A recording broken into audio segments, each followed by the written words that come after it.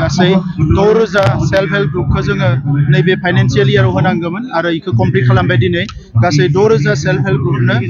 जोङो खोथा होनाय बायदियै 25,000 करि जोङो चेक होनाय जाबाय बिथांमोना जाहाथे रांखान्थिनि गोदान जांख्रिथायाव बाहागो लानो हायो आरो माबा नङा माबा खामानि मावनानै गावसोरनि सेल्फ हेल्पखौ गोख्रों खालामनायजों लोगोसे गावसोरनि फेमिलिखौ मोजां खालामनो हायो बिनि थाखायनो बिटिआर सरकारा जोङो बे सापर्टखौ बिथांमोननो होदों आरो बेवहाय गासिबो माहारिनि बर'जों लोगोसे असमिया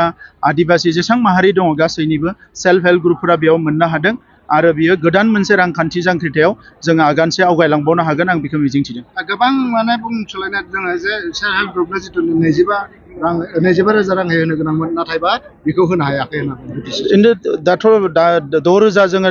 दा होबाय बिनि सिगाङाव 3,800 होबाय माने दासिम 9,800 टटेल 9,800 सेल्फ हेल्प ग्रुपनो जोङो 25,000 करि होनाय जाबाय बेखौथ' नोंथांमोनानो नुदों जिथु उदालगुरि फैनानै नोंथांनि सायाव अभियोग लाबोदों जिथु फट'ल' मोजां बेबायदि स्टाफफोर खिन्थु डेभेलपमेन्टनि जेबो खामानि मावनो हायाखै दा बेखौ बिथाङा आंजों जिरायबासो मिथिगोन जोंहा हारसिङैनो 35 फ्लेक्सि प्रग्राम दङ दा बिथाङा बेफोरखौ नुवा बिथाङा नुयो गावनि समनि बै जिखिनि भायलेन्स बायदिसिना थासारि बैफोरनि समाव बिथाङा सरकार सालायगासिनो दङमोन दा दिनैनि समाव जों जे मोजां खामानि मावबाय बेखौ बिथांनि मेगनजों नुवा बारा दिन गैला बिथाङा गावनो बुंगोन जे बिटिआरआव जे जौगानाया फैबाय गोजोना फैबाय गासैबो थासारिया जे सोलायबाय बेखौ साननैसो उनाव गावनो बुंगोन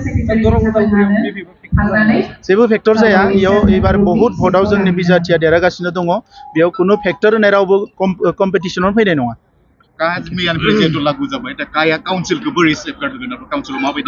जोंनियाव बियो एफेक्ट जाया जोंनियाव बियो इमप्लिमेन्ट जाया 6 शिड्युल